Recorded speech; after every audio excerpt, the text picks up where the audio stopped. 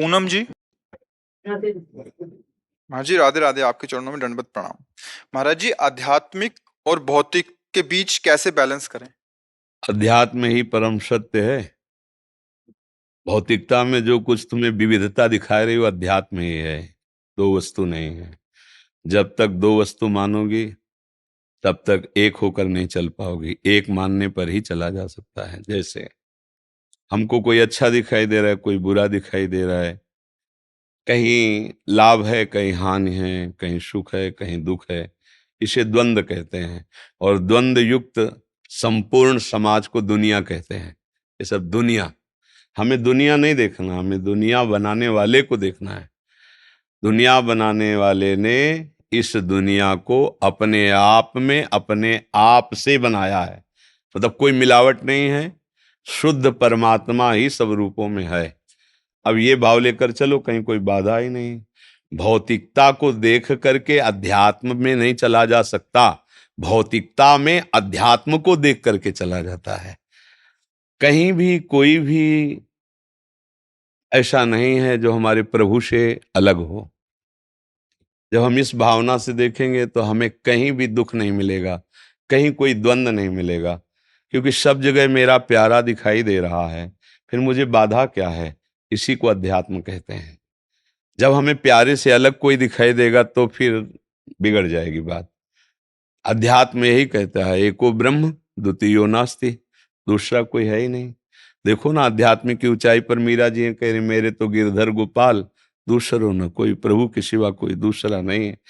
तो अध्यात्म में चलने वाले उपासक को भौतिकता को भी भगवत स्वरूप मानना पड़ेगा, तभी वो चल पाएगा।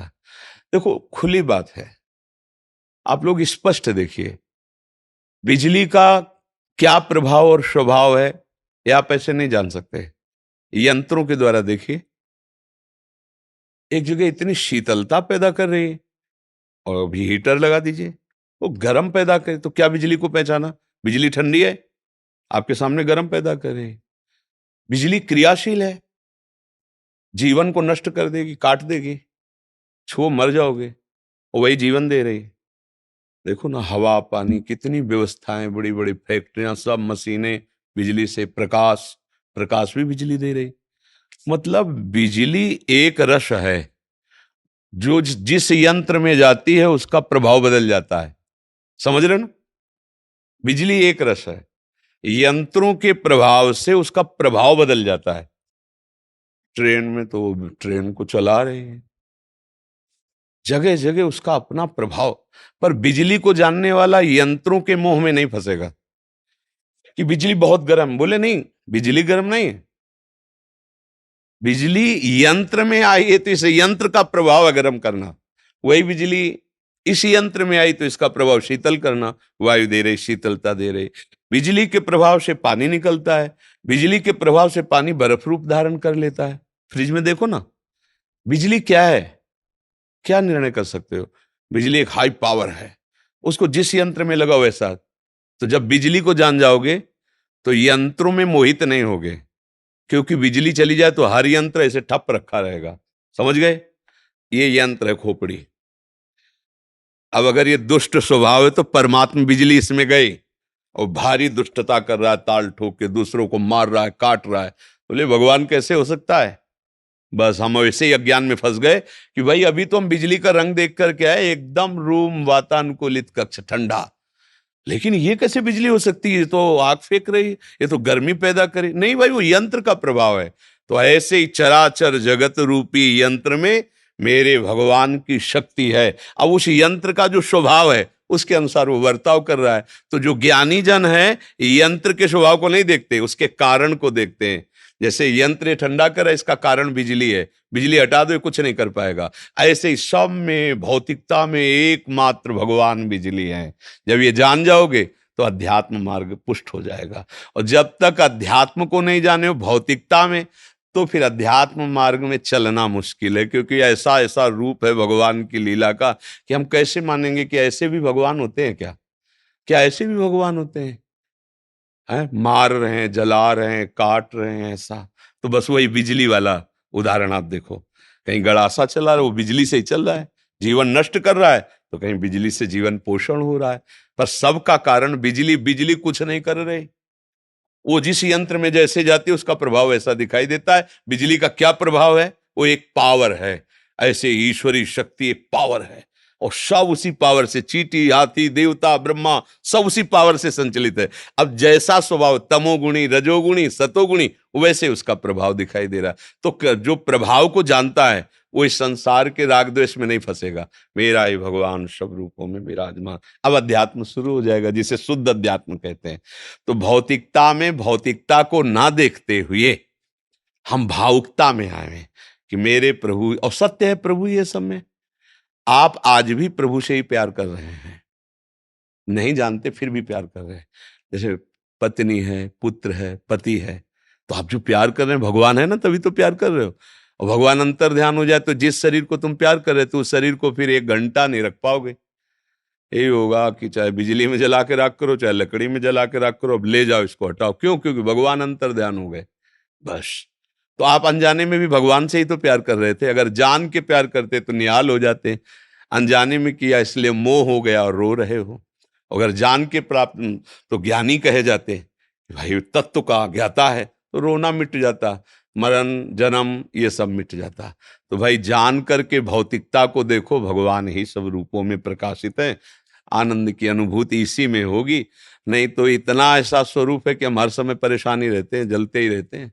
देखो ना, किसी से कोई मतलब नहीं, लेकिन पड़ोसी इतना गलत आचरण करता है अपने संग की जल रहा है। कोई नहीं, मित्र, परिवार के जन, ऐसे आचरण, हम दुखी हैं। भौतिकता में कभी सुख किसी को आज तक मिला ही नहीं है। जब वो उब गया है भौतिकता से, तो अध्यात्म, अध्यात्म परम सुख प्रदान करने वाला है। देखो, कुछ भी कैसा भी बर्ताव हो, जब आप एकांत में बैठकर विचार करोगे तो आपको शांति मिल जाएगी कि कोई ना कोई हमारा कर्म होगा, जिस कर्म से हमारा ये मित्र बनाकर, ये हमारा शत्रु बनाकर जो हमें सुख दुख मिल रहा है, मेरे कर्म के कारण मिल रहा है। लेकिन इसमें जो पावर है, जो सुख दुख देने वाला, वो तो भगवान है ना, मेरा प्रभु है ना, बस शांति मिल जाएगी। और जब हम देखते हैं कि ये दुष्ट हमारे साथ ऐसा बर्ताव, तो हम जलने लगते हैं। भौतिकता का ऐसा माया का स्वरूप है कि आज तक कोई सुखी नहीं हुआ, एक व्यक्ति भी। जब सुख की लालसा हुई तो भगवान की शरण में जाके भजन का ही आश्रय लेना पड़ा है। इसलिए भौतिकता को भी भगवान का भजन बना दिया जाए तो भी अध्यात्म मार्ग पुष्ट हो जाएगा। दिलीप जी। महाराज जी दंडवत प्रणाम। महाराज जी, अहम और मोह में ज्यादा खतरनाक क्या है? देखो, ये जो 6 शत्रु हैं, इनमें कोई कम ज्यादा नहीं है। एक कोई प्रवेश कर जाए तो 5 अपने आप आ जाएंगे। 6 में काम, क्रोध, लोभ, मोह, मद, मत्सर, इन 6 में कोई भी प्रवेश कर जाए तो वो भैया को बुला लेंगे कि भैया हम आ गए, हमारा इंतजाम फिट, तुम आ जाओ, हम तुम्हारी व्यवस्था करते हैं। कभी एक नहीं रहता, ये 6 रहते हैं।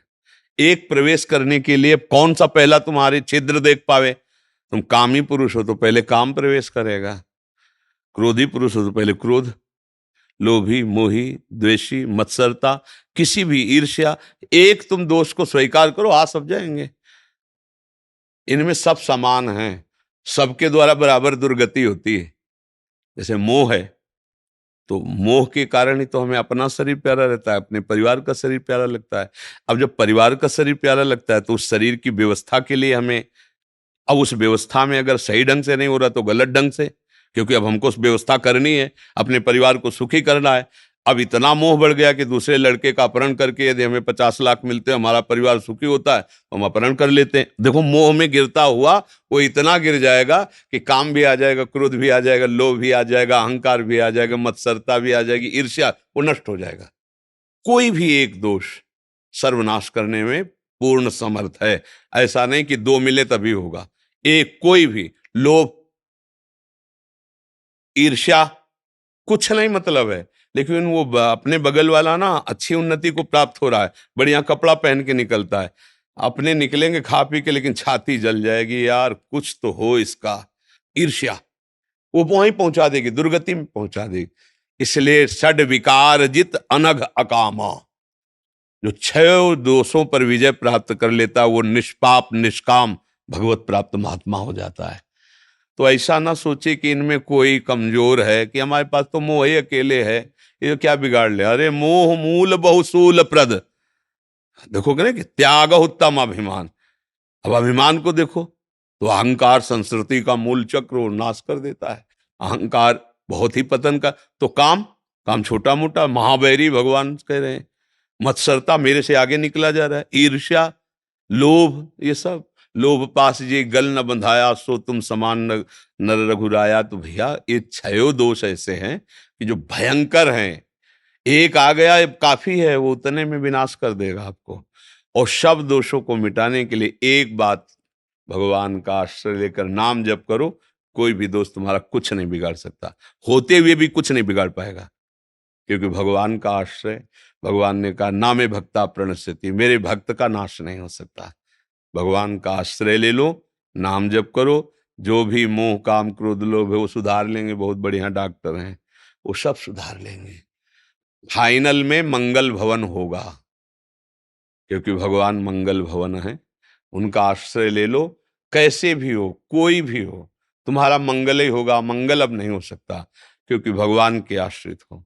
अब तुम्हारा न्याय यमराज के दरबार में नहीं, भगवान के दरबार, क्योंकि भगवान का आश्रय ले लिया तो बच सकते हैं। नहीं, ये तो हैं सबके, लख बिरले पाए।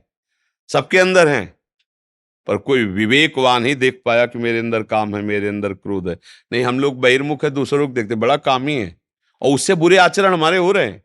दूसरे को कह रहे देखो कितना पापी है, और अपने कितने पाप कर। कोई विवेकवान है जो दूसरों को न देखकर अपने अंदर देखता है कि मेरे अंदर पाप है, मेरे अंदर काम है, मेरे अंदर। अब वो सतमार्ग में चल जाएगा, अब वो भगवान का आश्रय ले लेगा। तो इसलिए मुझे तो लगता है कि ये छयो बहादुर हमारे नाश के लिए पर्याप्त हैं। कोई एक भी आ जाए इनमें से, वो नष्ट कर देगा। सुमन शर्मा जी, गुरुदेव आपके चरणों में कोटि कोटि प्रणाम। महाराज जी, राधा रानी परम दयालु हैं, ये प्रमाण है कि हमें हर महीने वृंदावन बुलाती हैं। 2 वर्ष से आपका सत्संग उनकी कृपा से मिल रहा है, किंतु हम क्या करें जो हमें भी उनसे प्रेम करना आ जाए। कृपया करके मार्गदर्शन करें। प्रेम मूल यह नाम है, नाम ही प्रेम की जड़ है। जितना नाम जप करोगे उतने ही प्रियालाल से प्रेम होगा। जैसे हमारे एक एक कवल पर तृप्ति, पुष्टि, क्षुधा निवृत्ति अपने आप होती जाती है। पर हमें पता चलता है जब हम आधे पेट हो जाते हैं। एक दो कवल में थोड़ी पता चलेगा। ऐसे ही एक एक नाम में संसार से वैराग्य, प्रियालाल से अनुराग और अपने स्वरूप का बोध, ये तीनों होते हैं। पर वो तब समझ में आएगा जब थोड़ा स्थिति बने। 24 घंटे में कम से कम 12 घंटे भजन तो हो, काम करते हुए, उठते बैठते चलते फिरते हुए। तब आपको समझ में आया कि प्रियालाल से हमारा कितना अपनापन हो रहा है। शुरू तो एक एक नाम से, एक बार राधा बोला ना तो ऐसे ही शुरू हो गया। जैसे बहुत दिनों का भूखा आदमी एक कवल पावे तो उसको संतुष्टि नहीं होगी, उसको और जलन होगी कि मैं और अधिक पाऊं। जब आधा पेट आ जाएगा तब उसको स्वाद मिलेगा। तब तक स्वाद नहीं, तब तक तो भरना है केवल, क्योंकि भूख से व्याकुल था। फिर लगे खीर कैसी है, फिर ये चीज कैसी, फिर तब राधा नाम का स्वाद मिलेगा। जब अच्छे से भजन करो, भजन से ही प्रेम प्रकट होता है। प्रेम मूल यह नाम है, प्रेमी रसिक जपत यह नाम। प्रेम मगन निज बन विश्राम, श्री हरिवंश जहां रहे।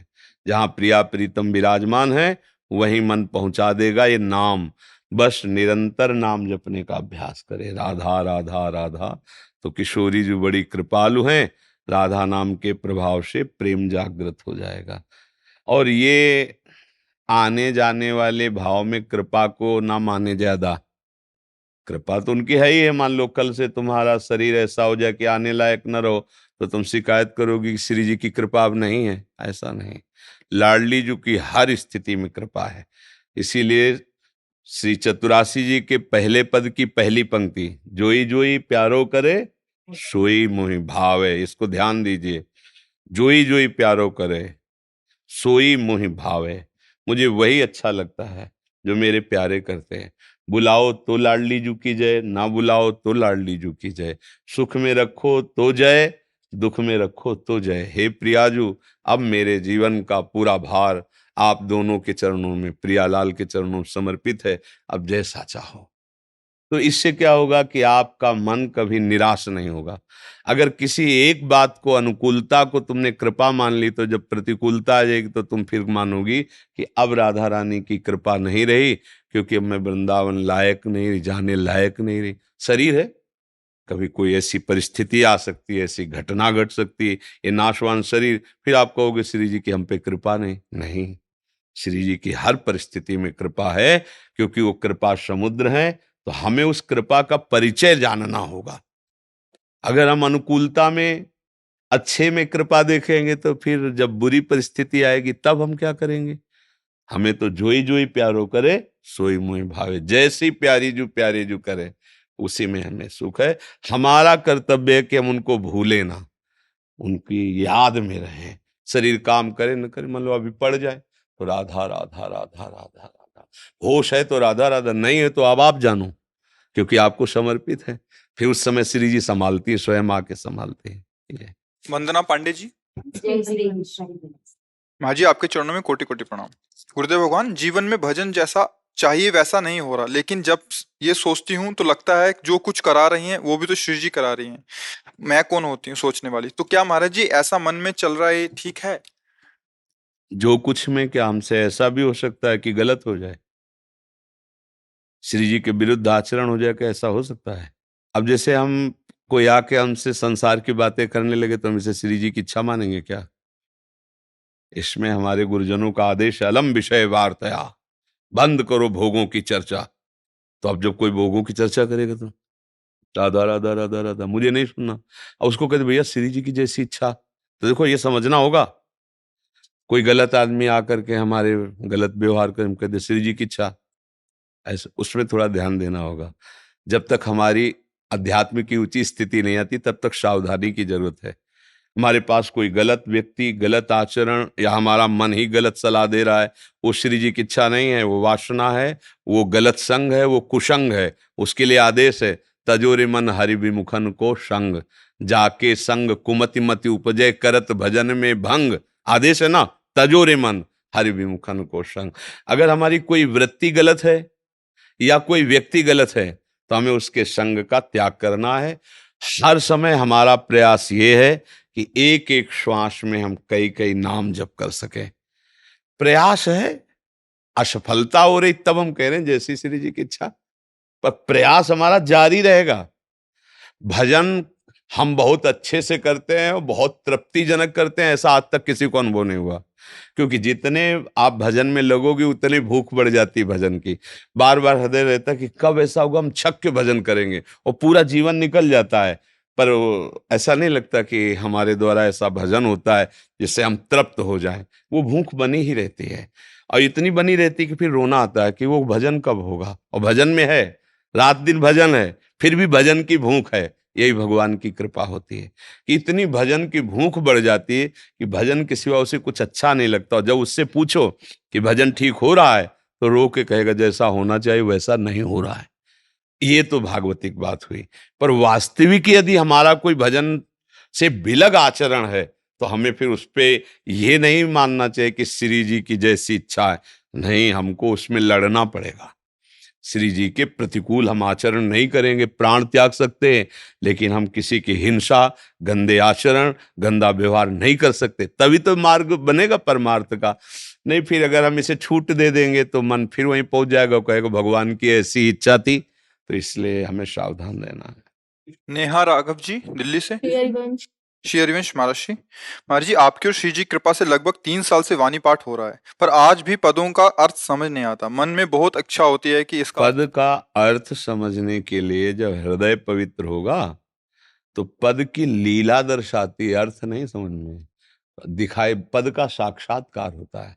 जैसे लिखा है, आवत सी वृषभानु दुलारी, रूप रास्यति चतुर शिरोमणि, अंग अंग सुकुमारी। ये जब पद का प्रभाव आपके हृदय में पड़ेगा, तो दिखाई दे रहा है नवनिवृत्त निकुंज, कैसे प्यारी जो आ रही, कैसी रूप माधुरी है, कैसे लालजून के समीप, कैसे सखियां पावड़े बिछा रही, कैसे सखियां चंवर डुला रही, कैसे सखी छत्र लिए है, कैसा सुंदर मृदंग बज रहा है, कैसी नूपुरों की झनका। ये पद का अर्थ है। ये आंखों खुली आंख या बंद आंख, ऐसे इसी को लीला चिंतन कहते हैं। ऐसे महारसों के पदों का अर्थ नहीं होता, इनकी कथा नहीं गाई जा सकती।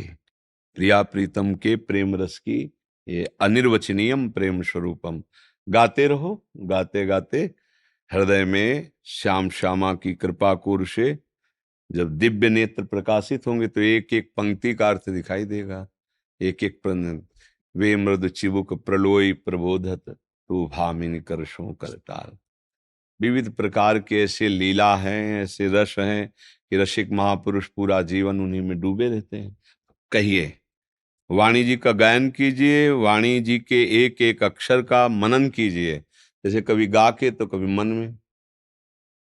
धीरे धीरे वाणी जी की कृपा से श्याम श्यामा प्रकाशित हो जाएंगे। नाम वाणी सुनत श्याम श्यामा सुबस, नाम वाणी निकट श्याम श्यामा प्रगट, नाम वाणी जहां श्याम श्यामा तहां। जब श्याम श्यामा प्रगट हो गए तो बचा क्या, सारा अर्थ प्रकाशित हो जाएगा।